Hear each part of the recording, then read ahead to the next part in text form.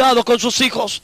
Usted debe tener mucho cuidado con la vida de sus hijos. No le entregue sus hijos a Satanás en sus manos, porque el Señor se los ha dado a usted para criarlos.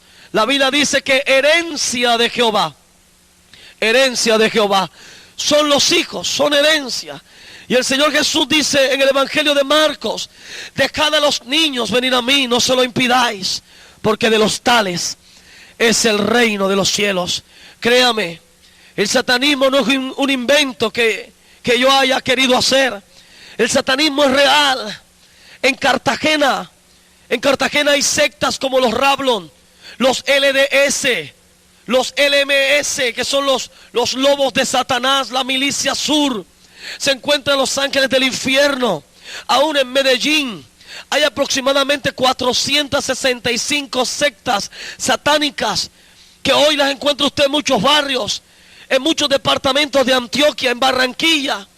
Recuerdo que ciertas oportunidades en las noticias empezaron a pasar que las sectas satánicas en Barranquilla habían empezado a crecer, y a muchos jóvenes le habían mandado rosas negras con dedos de personas que les decían que sus almas debían entregarlas al diablo.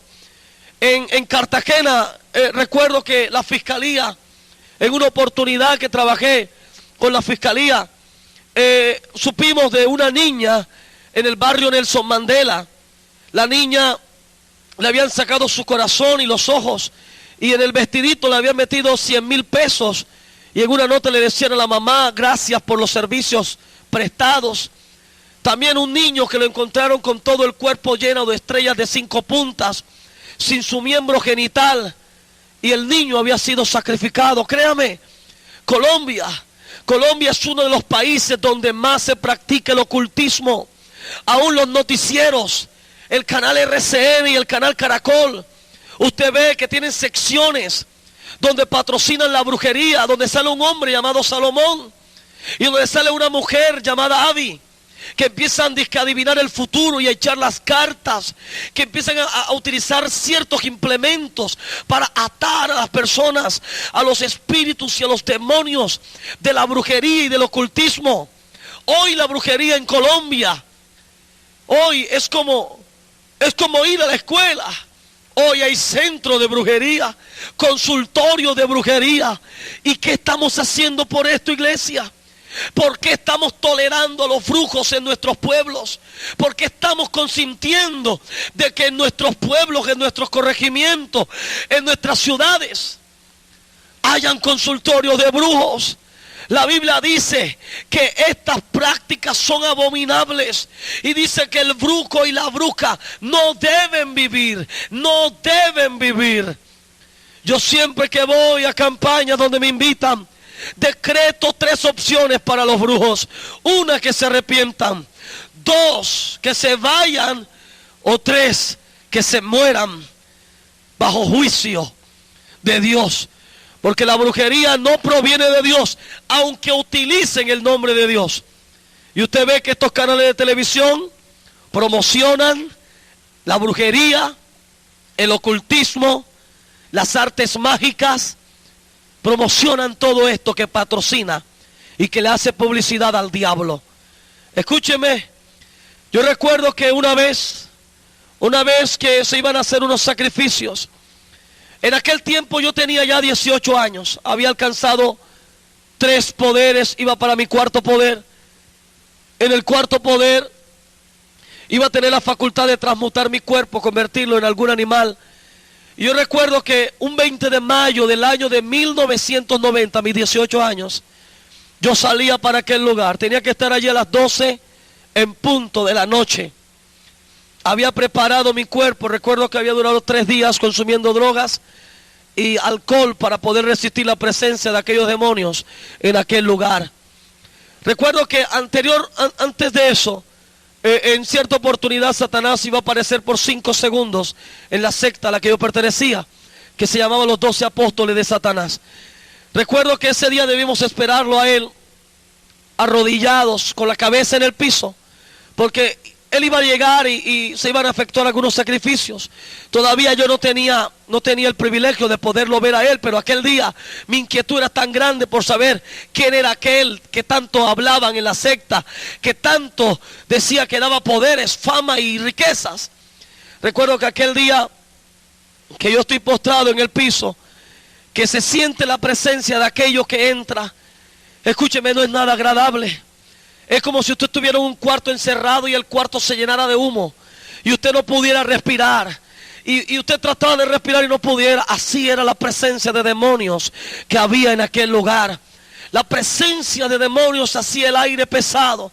Se escuchaban aullidos, se escuchaban lamentos, se escuchaban estrupicios. Muchos jóvenes morían por paros cardíacos porque la presencia que había allí era muy tremenda. Recuerdo que aquel día me desengañé de algo que me dijeron mis padres. Yo recuerdo que mi mamá me decía que me iba a salir el diablo, que iba a salirme con un trinche, echando candela por la nariz, con unos cachos y de rojo. Y esa era mi imagen de Satanás, del diablo. Pero aquel día cuando llegó él, que yo levanté mi rostro, aunque no me era permitido, era un hombre alto. La Biblia dice que anteriormente él era Luzbel, ángel de luz, era un ángel. Hoy también es un ángel, pero es un ángel caído. Y recuerdo que era un hombre alto, rubio. El cabello era como un cabello de oro que llegaba hasta sus hombros, muy acuerpado. Pero mientras bajaba mi mirada, ya de las rodillas hacia abajo cambiaban las cosas. Los pies eran los pies como de una cabra y los pies eran como cascos de una cabra, de un animal con doble pezuña. Y recuerdo que ese día fue fatal para mí. Por haber hecho eso casi me matan, y pues Dios tenía algo conmigo y creo que Dios me había librado de aquello. Aquel día que voy a alcanzar mi cuarto poder, en el año de 1990, a las 4 de la tarde, voy pasando por un barrio que se llama Schoolhouse, y recuerdo que una jovencita se me cruzó en el camino y me dice: oye, te invito a comer a mi casa. Yo recuerdo que yo me impacté porque yo estaba muy drogado y tenía mucha droga encima, y aquella muchacha tenía algo diferente en ella. Había algo diferente en ella. Y recuerdo que tenía mucha hambre, llevaba 3 días sin comer, consumiendo drogas. Yo la acepté a aquella muchacha, a aquella mujer. Acepté ir a su casa a comer. Recuerdo que cuando llegué, mi papá lo encontré, estaba sentado en la cama. Y yo odiaba mucho a mi papá. Lo odiaba tanto que yo no quería verlo.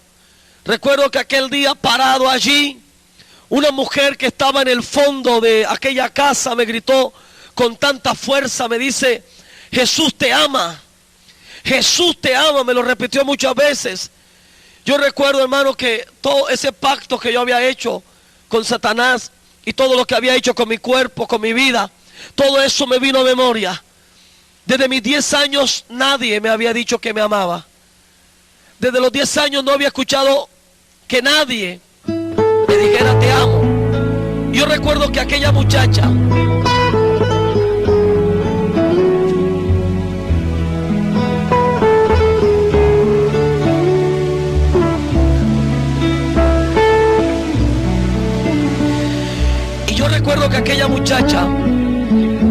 esa mujer me empieza a gritar y me empieza a decir: Jesús te ama, Jesús te ama. Esas palabras que empezaron a impactar mi corazón. Esas palabras me desarmaron totalmente y empezaron a penetrar en lo más profundo de mi ser. Recuerdo que leí algo en la Biblia que dice que el amor de Dios echa fuera el temor. En ese día, el amor de Dios estaba penetrando en mi ser, en mi vida. Y esas palabras, cada vez que esa mujer le repetía, taladraban dentro de mí. Pero yo, poseído por aquellos demonios, empecé a maldecir a Jesús. Y yo empecé a decir: a mí nadie me ama, Pues desde mis 10 años yo no sabía qué era eso. Créame, nadie se acercó donde mí a decirme te amo. Nadie. Y recuerdo que a mis 18 años, después de 8 años, alguien me grita con mucha fuerza que había alguien que me amaba, que había alguien que estaba interesado por mí, que era Jesús, que Él tenía un amor especial para mi vida. Y yo empecé a maldecir a esa mujer y empecé a maldecir a Jesús. Yo no creía en ese amor. Yo decía que si Dios existía, que si Dios era amor, ¿por qué me había quitado a mi mamá? ¿Por qué mi papá no estaba a nuestro lado? Yo no creía en ese amor. Pero esa mujer se acercó donde mí y me tocó. Y me invitó a hacer una oración de fe. A recibir a Jesús en mi corazón. A recibir ese amor. Yo recuerdo que ella tenía tanta autoridad que aquellos espíritus temblaban cuando esa mujer hablaba. Esos espíritus querían ahogarme cada vez que esa mujer hablaba. Pero yo hice aquella oración. Invité a Jesús a mi corazón. Hice la oración de fe. Lo invité a mi corazón y lo acepté como mi Salvador y confesé que Él era mi Dios. Recuerdo que de todas maneras me fui para la secta. Y en aquel lugar ya sabían que yo había aceptado a Jesús. Yo tengo las plantas de mis pies cortadas. Tengo mis pies bastante maltratados por aquellos azotes en aquel tiempo. Todavía tengo muchas cicatrices, aún mi cabello se me cayó en parte. Yo tengo muy poco cabello, ahora gracias a Dios tengo bastante. Pero anteriormente no tenía nada de él, pues tantos sacrificios y tantos azotes me había dejado sin cabello. En mis brazos usted no va a encontrar vellitos, ni en mis piernas no va a encontrar cabello. Pues todo esto me alteró el metabolismo y por muchas infecciones el cabello se me empezó a caer. Yo recuerdo que cuando llegué a la secta me empezaron a azotar porque ellos sabían que yo había recibido a Jesús. Pues aquellos demonios, espíritus de poder, habían dicho que yo estaba traicionando a la hermandad. Aquel día debía yo maldecir a Jesús que había entrado en mi corazón. Debía ir a un altar que se hace en piedras y tomar un gato negro grande. Ese gato debía abrirlo con mis manos vivo.